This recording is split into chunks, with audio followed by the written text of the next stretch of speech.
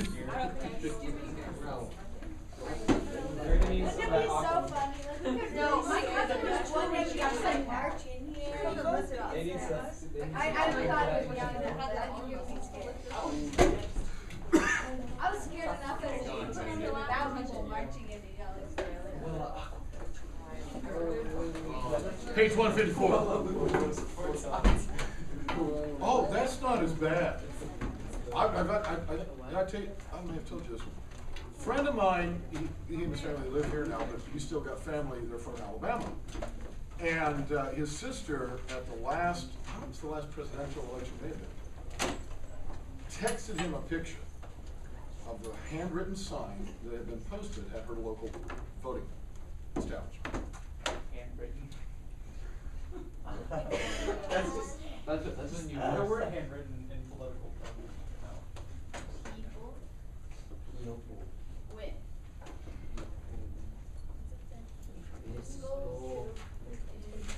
Oh my God. Oh. Now, Oh my God! we know what the sign was trying to get at, people with physical disabilities. However, So you got like a rack? that's a whole other word. Fiscal means Fiscal means right, means money. So it's So like poor poor people. What? So really, people, spelling is a good thing. All right, you really want to spell. I love spelling. So these are the people that But you can understand in pronunciation, fiscal, physical. I mean, it's. these are the people running our voting areas though. Like You could put I've Bosley. worked polls and Bob. Yeah. Easy. it's easy, but you know. Those people don't know. That's why we need educated citizenry, children. All right. All right. Did you just get a poll quiz? People like that's why we need to get people like you grown up so that you can get out there and do good things. All right. Page 154. Page 154. You had one question. We're looking for 6 answers. 7, whatever it was. What do other people spend their time on?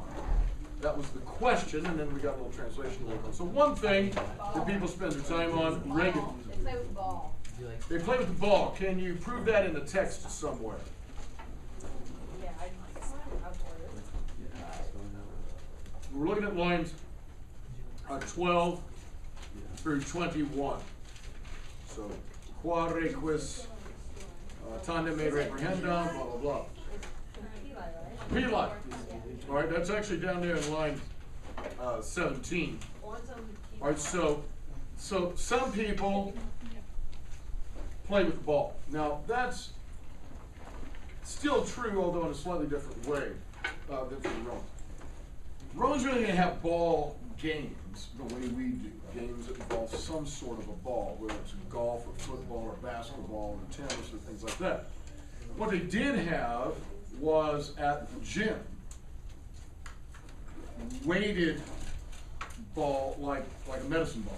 Some of you may have encountered that in training, kind of strength training. You throw back and forth, that kind of. So some people kind of like work out at the gym, throw the ball back and forth. Some people spend their time on that. That's one. What else would anybody else find? Run. Celebrating festive days. Where do you see that in there? I see it too.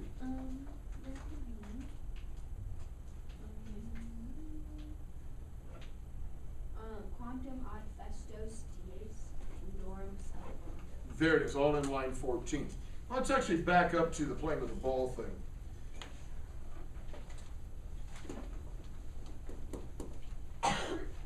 This was a big deal. It's a bathhouse. The bathhouse, the Thermae. Okay, yeah, page 154. The Thermae were a big deal. Okay, and we've talked about this before, but you had the cold area, you had the warm area, you had the hot area, you had an area where you could work out. The workout area was called the Palaestra, and it was not only for cleaning, which you did do that, and so many other cultures, and certainly in the ancient world, standards of cleanliness compared with ours are simply very, very different. All right, I mean, there's those of us who, you might even take a shower a couple times in a day. Oh, I went outside, I got a little sweaty, got to take another shower, Well, you only get to do that because you got running water. If you're in a culture and a place where running water in the home is not available, you don't do that. So the public baths obviously were cleaning. There's also the physical exercise. And if you remember the movie Spartacus, back in first year, there was a scene where Caesar and the guy Crassus, the rich guy who got Spartacus, and the older guy Gracchus, they were all in the baths, and they were talking politics. They were talking business. That's where you went to do that. In a lot of ways, this serves some of the function of a Starbucks for us, where people go to gather, to talk, to have meetings. So the bath place is very, very important. That's part of what's being wrapped up there. Then, this festive days, okay? I don't know what the Romans would have done with Netflix. We get to see dramatic entertainment anytime we want. This was true before Netflix. You could go down the street to the theater. You had television. Then came, obviously, videotapes and video discs, and of course Netflix now, streaming and so forth. The only time you saw a play in the ancient world was on holiday. Plays were part of religious celebrations, especially for Dionysus in Greece, who was the Greek counterpart to Bacchus, because he was the god of drama. And so that's typically when you saw this kind of stuff. So there's people who live for that kind of stuff. All right, so that's a second area, yeah. So like back to the ball thing, like I remember when we were reading like the Odyssey, like there was the girls playing with the ball. They were were. they like throwing the medicine ball? And honestly, now probably not then, it probably would have been some form of catch. But you certainly didn't have, like I say, the organized ball sports like your basketball, your tennis, football, and that kind of stuff. All right, what else? Besides festive days and the kind of the sports sort of thing, what else did anybody find? Zoe? Extravagant dinners. Extravagant dinners. Can you see that according to that one in the text? I see it too. Okay, I don't remember where I got it from. All right, well, it's in line 16. Convives. Which is just a fun word, convives. Now, you get an English derivative from this. Convivial, very nice. Convivial. Convivial means festive, celebratory, but certainly centered around eating. Okay? If you look at it, anytime you've got a con prefix, it's coming from what Latin preposition? Together.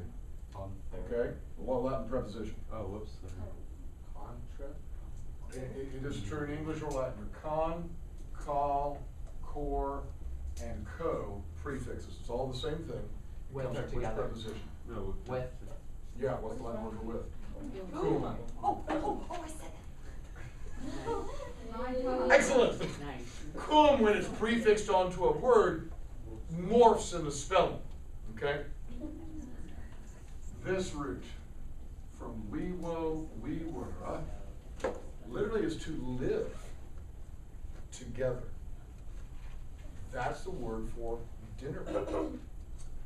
Because obviously eating is part of life, but again, something that a lot of the ancient world and even the modern world, other cultures, wouldn't really understand is eating alone. Eating alone. Why would you eat alone? Eating is something you do with people. You do with family. You do with friends. It's an event. It's again, time to talk and so forth. He says there's people who spend all their time going one dinner party to the next. They live for that kind of stuff and the extravagant dinners. Good. So So they we got, never ate alone. what's that? They never ate alone. Well, it's not that they never ate alone or wouldn't ever. But again, I think it would be context. So maybe if you were stranded in the army and you got separated from your unit, you might have more occasion to do that. But if you're at home and on a regular basis, yeah, that was the thing you did with people. Yeah. Okay, so there's a difference between alone, like one person and family is alone, so one person is with Or I mean, by yourself. Okay. So By then, yourself. Like, my family is all alone. Yeah, no, I mean, that's several people, so we're talking about individuals. What else? You got three things. Give us another, Leo. They did gambling. Gambling in this establishment. Prove it. Quantum, then play, all way, of line 16, beginning of line 17. Gambling has always been huge, folks, since the beginning of the world. Okay, I'm not going to tell you otherwise. It's natural. People want to get something for nothing. And especially among soldiers, but not just among soldiers, but especially the soldiers would do it. And we may have talked about their form of dice. And the dice were called tali. Tali were knuckle bones. And so when you slaughter an animal, and again, we're talking culture and time, you don't waste anything.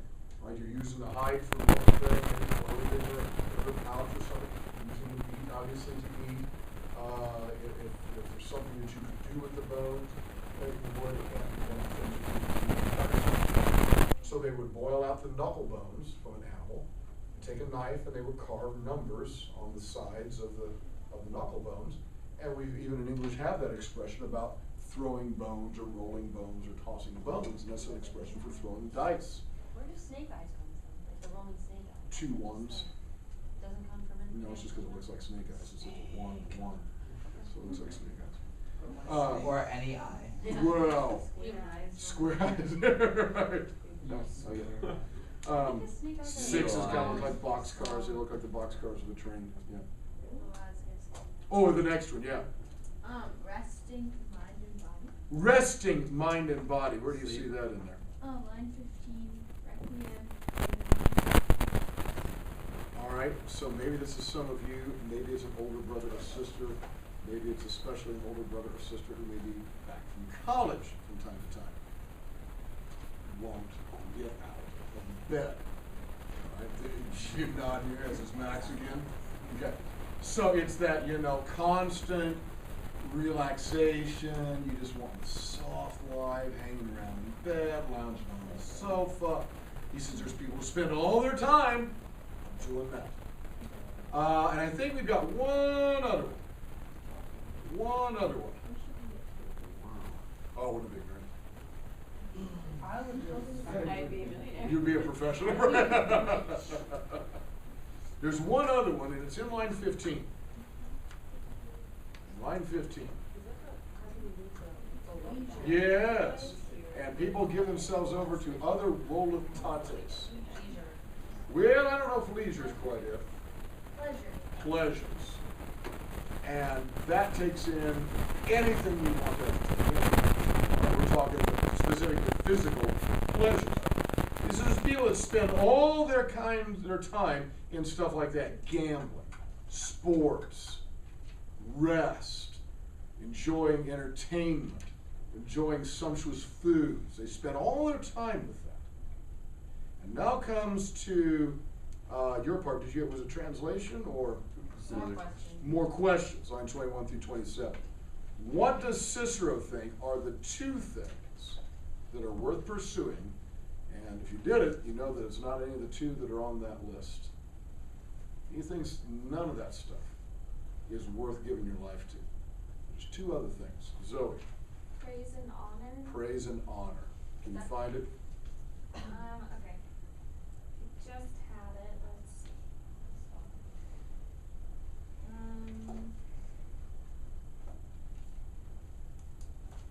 Yeah, I can't find it. Okay, stand at line 23. Is that Center. honest Laudem atque honestatem. Praise and honor are the only things worth pursuing. How is that? What is your immediate reaction to that? Gut reaction. No. What's that? Pride, arrogance, Idealist. sad. What's that? He's like really idealist, Sigh. like visionary. Like it's not really grounded. It doesn't seem really ground anything. Sigh. Okay. You gotta understand, and we really talk about this in AP. We touched on it a little bit, I think, the other day when we were talking about dignitas.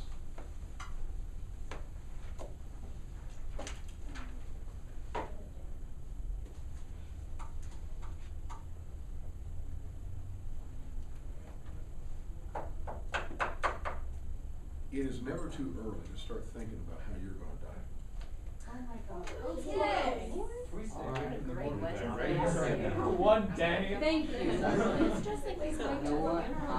Of course, before all that. Yeah. That's why I'm Okay, so Constance, I knew we were gonna be talking about this today and I wore black, it's your favorite. All right. I wanna It's dispute your your funeral. funeral. I'll jump off the cliff and I'll be. Oh, no, don't do that. No, I'm gonna die in my sleep. You know what? I'm gonna die in my sleep, so that I don't have to. I'm gonna die in my sleep after 140. Greek historian Herodotus. Greek historian Herodotus tells of a king who made the statement, count no one happy until they're dead. That's not actually a morbid statement. What the king meant was, you can't judge someone's happiness through their life and all the things that they have or the things that they do. They may look happy. They may have tons of stuff. They have a lot of friends. You go, oh, well, that person's got to be really happy. King says, wait until they're dead and see how they're remembered. Now that's the real test of a good life. How are you remembered? You've got to remember about the ancient world, and this bears repeating because we just have such a bad conception of this. Most folks really didn't go along with all that Jupiter, Juno, Venus, Mars, Elysian fields, Tartarus, underworld stuff. That was the state religion, that's what you did socially. And some people believed in it, but not most people. A lot of people believe in maybe some other philosophy. Or Greek philosophers or so. Or other religions. But the fundamental thing was, what happens after you die? And it really wasn't this, you go to the underworld, and if you're good, you go to the Elysian fields, if you're bad, you go to Tartarus. The real deal, and this is what we were trying to talk about the other day, was your fama. Which gives us what word? Oh. Which comes from the first conjugation deponent, for fari fatus. Speak. To speak. What is being said about you? Is it going to last for a generation or 2 or 10? That's life after death. Are people still going to talk about you? Are you going to sing songs about you? Write poetry about you? Will you be remembered? Are there statues to you? That's what life is. So along with that goes laos, praise, and honestos, which unfortunately looks like honesty, which is a derivative, but was the meaning that we had, which is what? Honor. This isn't the narcissistic person who says me, me, me, me, me. That's not what this is. This is about praise and honor.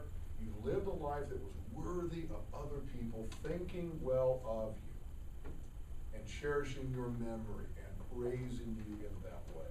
He says that's what's worth living for, not dice games, sumptuous meals. Another roll of the dice, you're going to lose everything. 24 hours or less, that sumptuous meal is passed out. Right? You've enjoyed sleeping, again, another 24 hours, you're going to have to sleep again. That stuff is just, it comes and it goes. This has the potential to last. If you understand Laos and Honestos that way, I ask you now again, what do you think of his suggestion that this is what's worth pursuing as opposed to those other things?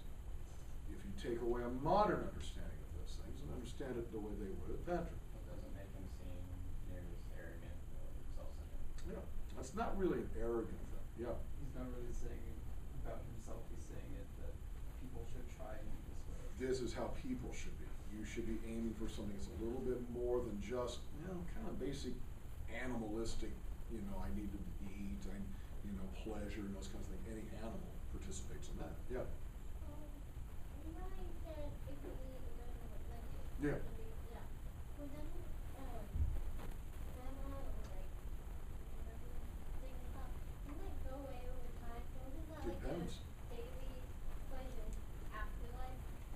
it depends on how good your father is. Yeah, but no matter what, you follow it,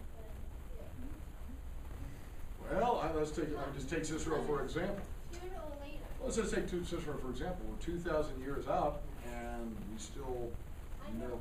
Yeah, I'm saying sooner or later. It can At some once point, later. possibly, that's true. Yeah. Yeah, but it's still gonna fade. I'm thinking that. But you're. Like, I just like to think of how like people when you're dead, how people think of how you're dead, kind of like trauma. But like, really that disappears over time. Yeah, it could be big off in years, but it still disappears. I think. I guess it'll disappear less quickly. It'll disappear less quickly than Well, yeah. a sandwich. Yeah, but okay. You can understand what that is. The preview, which is your life. True. Will satisfy your taste buds and make you happy. Will understand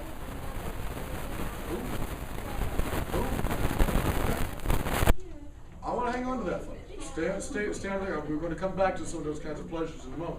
Number two, where did he get this idea that praise and honor are more valuable than gambling and whatever else, pleasures and so forth? Where did he get this idea?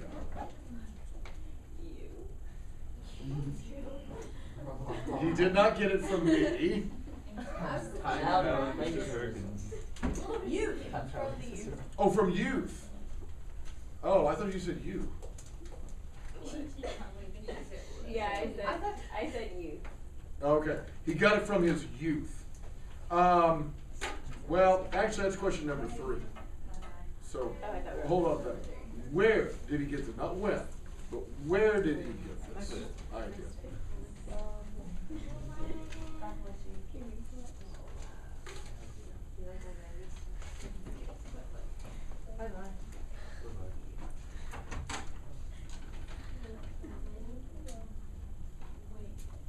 Look at around line 21, 22.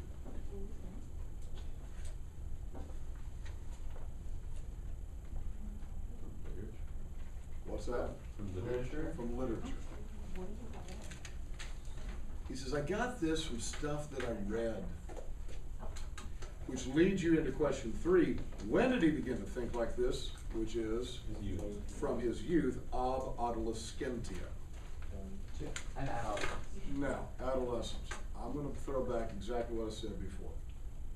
It is not too early to think about how you're going to die. And by that I mean, what kind of a life do you want to have? How do you want to go out? How do you want to be known? What are you doing or reading or listening to right now at 14, 15, 16, 17, 18 that shapes and will shape the kind of adult you are at 32 and 46 and 78? What kind of parent you're going to be? What kind of employee you're going to be? What kind of citizen you're going to be? What kind of spouse you're going to be? What are you doing now that's shaping the future adult you? Yeah, Leah. But like, why does everything have to kind of like go, kind of like affect your future? Like what you're saying, like why can't we just do something for fun? Did you say? Well, I don't think even Cicero would say you don't ever. I know, but you were like, what are you doing? You said Something listening to. like that's what. Like music, yes. I thought you said like. Oh, not necessarily music. Okay. No, not necessarily music, but people. Who speaks into your life? Who do you listen to? Jeez. Is it, well, I mean, say, is it family members? Are there certain, think about this. Are there certain friends whose conversation typically brings you down? Are there friends whose typical conversation brings you up? Are there people that you are around and you find yourself, you're the best version of yourself when you're with those people? Are there people that you realize you're not the best version of yourself when you're around those other people? or certain, again, things that you read, watch, do, whatever. And he says, I would start thinking about this stuff. He says, ab adolescentium. Now, again, I don't think it means all the time, of course not. You don't dwell on that stuff all the time. But I think if you never think about it, well, all right, you're one of the most health-conscious generations around. If you never think about what you put in your body, it's very easy to slip into some real bad habits. Right? You'll eat crap before you know it. So you have to be intentional about it, right? Or working out or whatever it is you do for your body. Same thing for who you are as a person, he's suggesting. Well, finishing that up, lines 27 through 33? Yeah. Sed pleni omnes sunt libri, pleni sapientium voces, he says. Plena exemplorum vetustas. He says, omnes libri, all books are pleni, full, and we don't know what they're full of yet. He says, voces, sayings or voices of people, are pleni, are full, and now we get what it is that books and sayings are full of. They're full of sapientium. They're full of wisdom. All books are full of wisdom. Maybe bad wisdom, maybe good wisdom. But what's that? Having a bad wisdom. Can you change it to knowledge? You could say knowledge if you like. I think it's a wise thing if you're going to be a criminal to know how to commit a crime without getting caught. That's what he's saying this whole time. Like, don't get caught. Don't get caught. There's no. Within a criminal context, that's wisdom. Here's how you steal. Here's how you kill without getting caught. Right? That's a form of wisdom. Now, I would argue that that's bad wisdom because that's bringing harm to people and harm to society. Right? He says everything is full of some kind of knowledge and wisdom. He says vetustas. Line 28.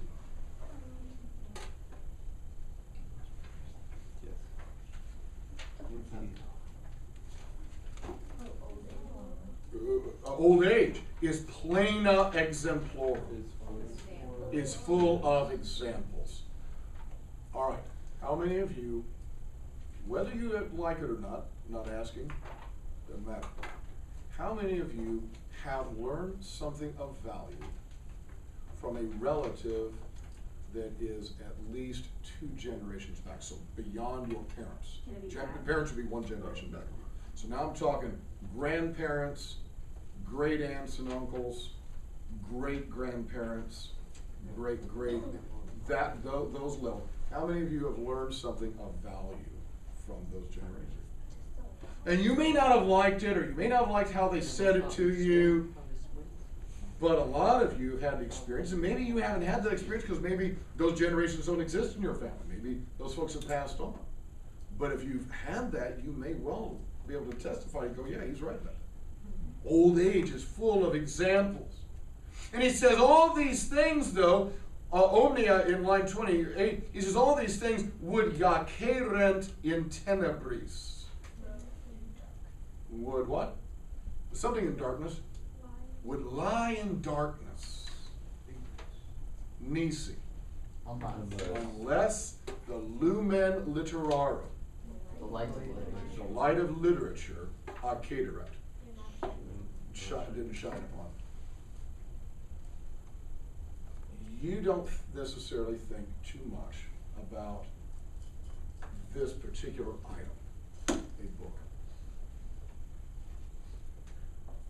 But if you take critical thinking over there with Mr. Townsend, maybe someday you take TOK if you're doing an IB diploma over there with Mr. Hansen, you may talk about this. Language, one person referred to language as a time binder. It's able to tie something up from one time, bind it up, and carry it over to another time. Somebody, in a very, very simple sentence, one person, tell me what you ate for breakfast. One person, a simple sentence, I don't want to discourse. What did you eat for breakfast? Yeah. Bagel. Give me a whole sentence, complete sentence. Oh, I was like, Give me a complete sentence. I had a big I had a bagel this morning. I can't think of too many simpler and on the surface more boring sentences than I had a bagel this morning. Yeah. I think that's really interesting. Where'd you get it from? Don't indulge me. I had a bagel this morning. It's not a thing, but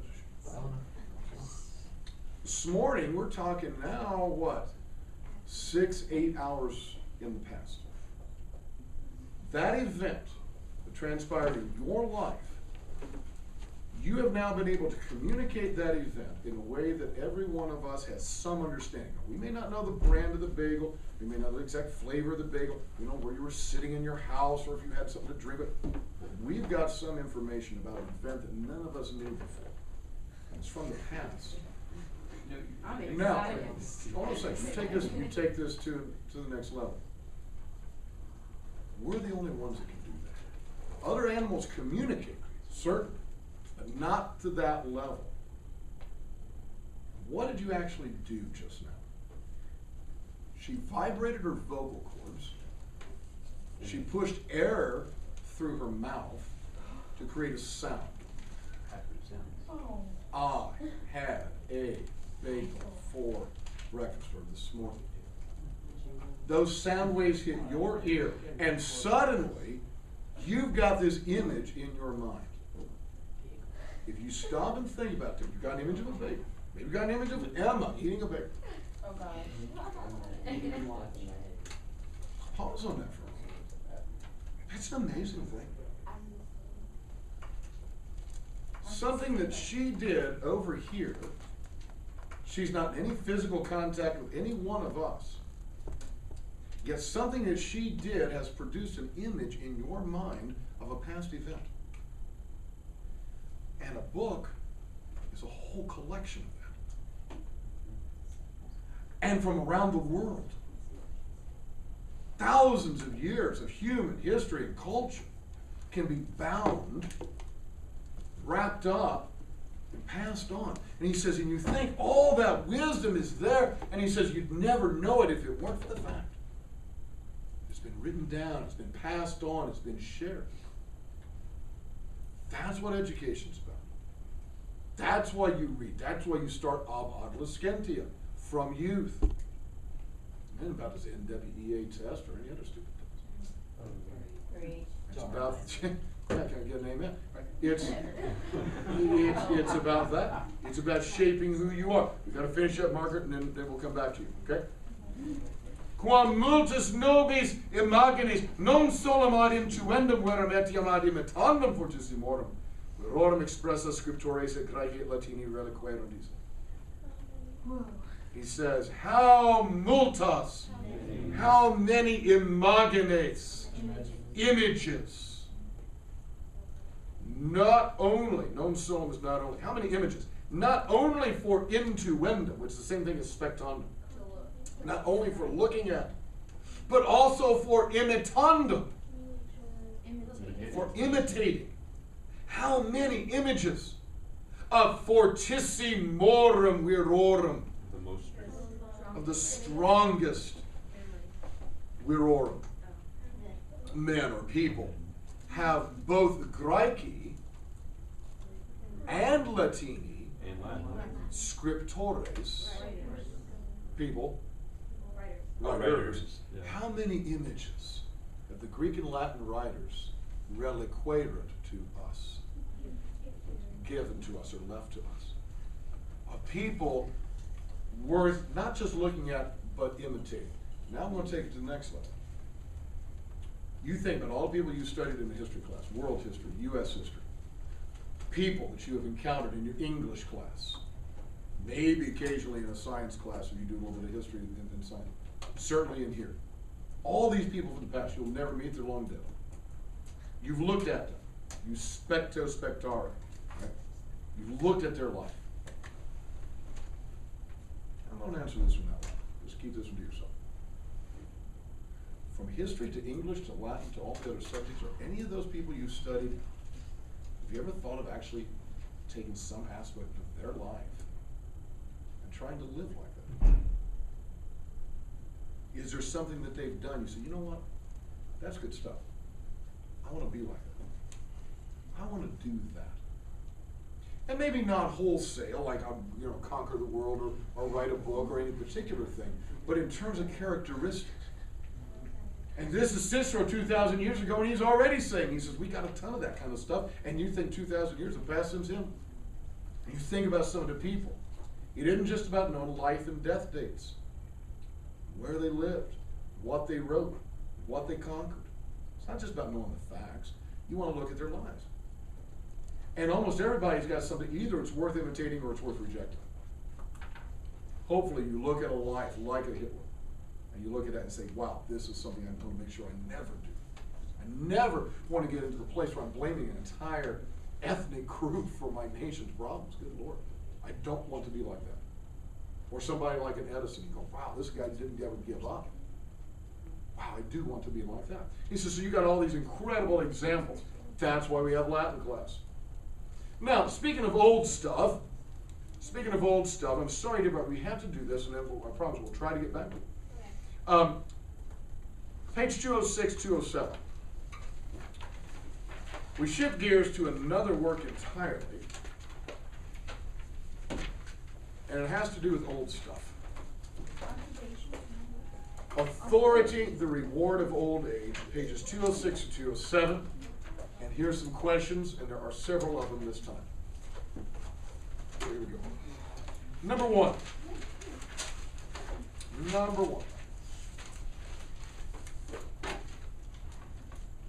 What kind of old age does Cicero praise? What kind of old age does Cicero praise? Number two, what kind of old age does he call wretched? That's W-R-E-T-C-H-E-D. What kind of old age does he call wretched?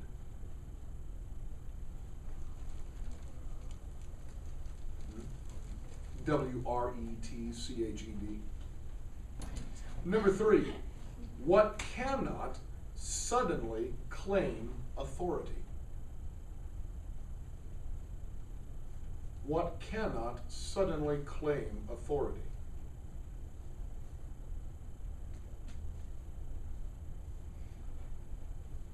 Number four, what does give authority to old age?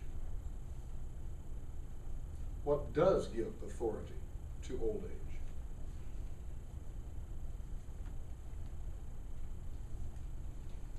Number five, what are the honors of old age?